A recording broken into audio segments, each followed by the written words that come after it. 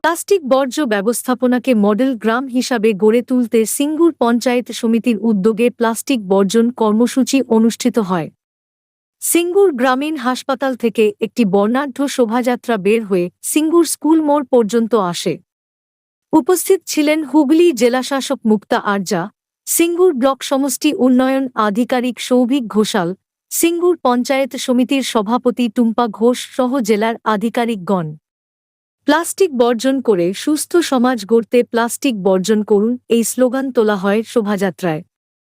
এর পাশাপাশি রাস্তার পাশে প্লাস্টিক ময়লা পরিষ্কার করে সাফাই কর্মীরা।